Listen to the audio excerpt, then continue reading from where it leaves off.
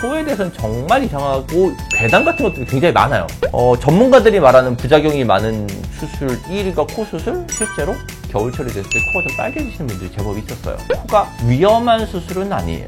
수술하신 병원 가서 꼭 진료받고 치료받으세요. 안녕하세요 시청자 여러분, 이시원 원장입니다. 요즘은 수술을 정말 주변에서 많이들 해요. 환자분들이 오셨었을 때 눈 수술은 별로 고민을 안 해요. 왜냐면 주변에서 한 분들도 많고, 또 눈은 절개를 안 하는 매몰이나 자연차법이 있기 때문에 눈에 대해서는 사실 좀 부담이 덜하고 부작용이라고 해봐야 그냥 풀리는 정도나 약간 비대칭 정도만 생각을 하는데, 코는 굉장히 신중하세요. 코는 고민들도 굉장히 많이 하시고 코는 꺼려 하시는 분들도 많고, 그래서 왜 그럴까 생각을 해봤는데 인터넷을 찾아보니까 코에 대해서는 정말 이상하고 괴담 같은 것들이 굉장히 많아요. 그래서 제가 그거를 한번 직접 읽어보면서 이게 진짜인지 아닌지 한번 설명을 해드리도록 할게요. 전문가들이 말하는 부작용 많은 수술 1위가 코 수술이야. 진짜 뜯어말리고 싶다. 차라리 코 필러를 해. 진짜 지금은 괜찮아도 10년 뒤 지나면 무조건 부작용 옴. 그냥 하지 말라고 주변 사람들 그냥 뜯어말린 사람인 것 같은데, 일단 차라리 코 필러를 해.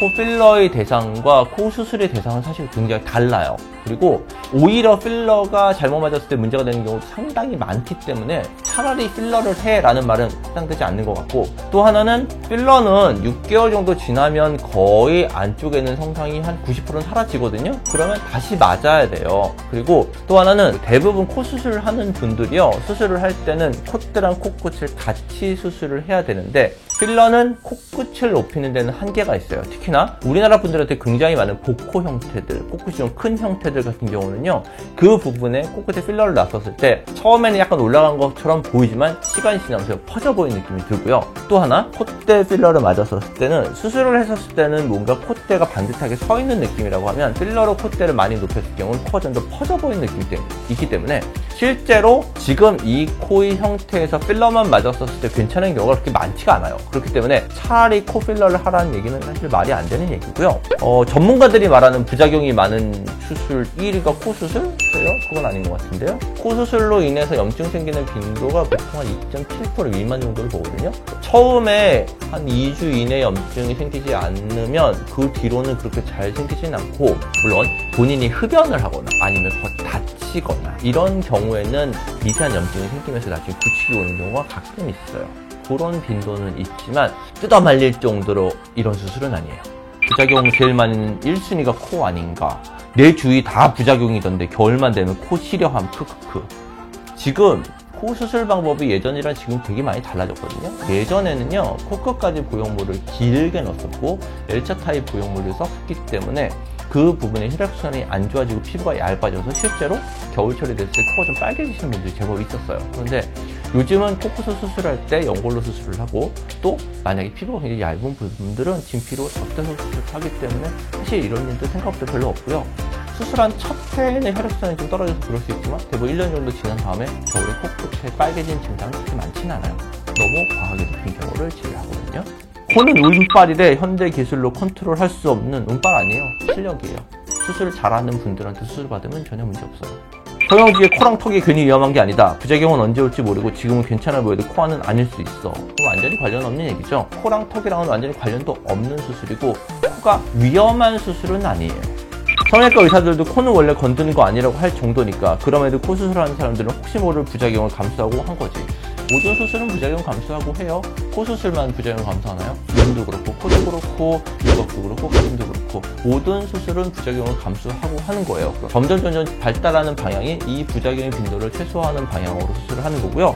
성형외과 의사들도 원래 코를 건드는 게 아니라고 하는 사람 없습니다. 코 수술은 어려운 수술이에요. 저도 제가 수술을 10몇 년째 수술을 하고 있고 진짜 많은 수술을 하고요. 코 수술 정말 많이 했는데 지금도 저는 코 수술이 가장 어려운 것 같아요. 다른 수술들은 그렇게 변수가 그렇게 많지가 않아요. 눈이든 가슴이든 윤곽이든 뭐 양악이든.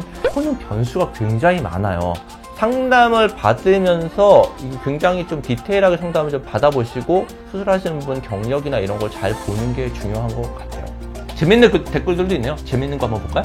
내 친구 갑자기 코에서 피 나서 거울 봤는데 보형물 튀어나와 있었대. 이거 실제로 있을 수 있는 얘기예요. 보형물이 뚫고 나오는 경우 가끔 있거든요. 근데 뚫고 나오는 경우가 코 끝에서 뚫고 나오는 경우도 있고 코 안쪽에서 뚫고 나오는 경우도 있는데 이게 그냥 뚫고 나오는 게 아니라 전조 증상이 있어요. 코 수술하신 분들은 이건 좀 잘 들으시는 게 좋은데 코 수술 받았던 분들이 갑자기 코 끝에 뾰루지, 여드름이나 피부 트러블 같은 거 생겨서 이게 반복적으로 생겼다 가라앉았다 생겼다 가라앉았다 하시는 분들은 염증을 의심을 해봐야 돼요. 아니면 코 안쪽 있는 데서 약간 부풀어 올랐다 가라앉았다 여드름 생긴 것처럼 이거 반복하시는 분들은요 이거 염증 생겨 있는 경우 많아요. 그렇게 생각하시면 돼요. 우리 여드름 생겼다가 여드름 처음에 약간 빨개졌다가 더 빨개지고 그랬다가 끝에 노란 거 생겼다가 터지죠. 터지면 안쪽에서 진물 나오는 거 똑같이 코끝에서 만약 여드름이 터지면 그 안쪽에서 보이면 피부가 얇아지는 거거든요. 실제로 코끝에서 나오는 분들도 있고 코 안쪽에서 나오는 분들도 있어요. 이게 그냥 갑자기 코에서 피 나는 게 아니라 코딱지가 생기거나 아니면 코에 피가 피딱지처럼 해서 계속 조금씩 묻어 나오거나 아니면 코에서 여드름처럼 뭔가 나와서 진물이 나오거나 이런 며칠 동안 이렇게 있어요. 그러다가 갑자기 보형물이 안쪽으로 나오는 거죠. 하얀색. 라섹도 똑같음. 의사 잘 만나고 관리만 잘하면 돼. 이건 모든 것 같아 그러지 않나? 어떤 수술이든지 의사 잘 만나서 관리 잘하면 문제가 생길 수가 있나요? 나 아까 의사신데 쌍수는 반대 안 하셨거든? 근데 코는 절대 건드리지 말라고 하시고 같은 의사라고 하더라도요 본인 분야가 아닌 분야는 잘 몰라요.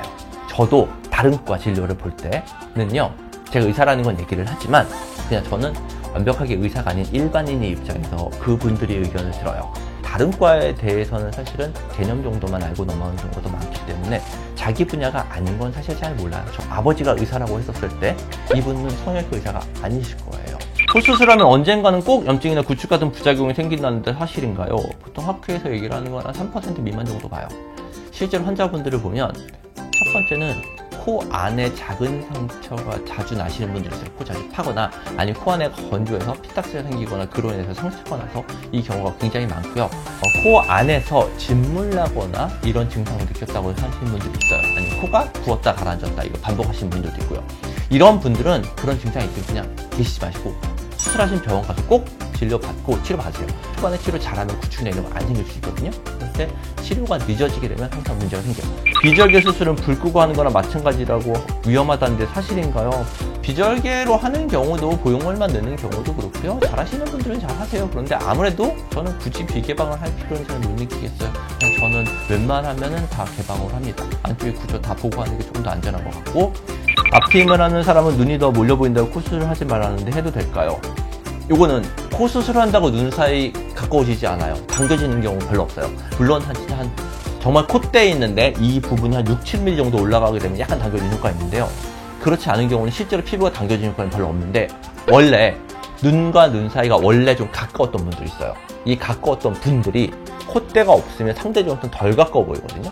그런데 그 분들이 콧대가 생기면 더 가까워 보이는 시각적 효과가 나타나요. 입체적인 것 때문에. 그래서 실제 거리는 달라지지 않지만 콧대를 과도하게 높였을 때 약간 몰려 보일 수 있기 때문에 저는 수술 전에 반드시 상담하시면서 얘기하시는 게 맞아요.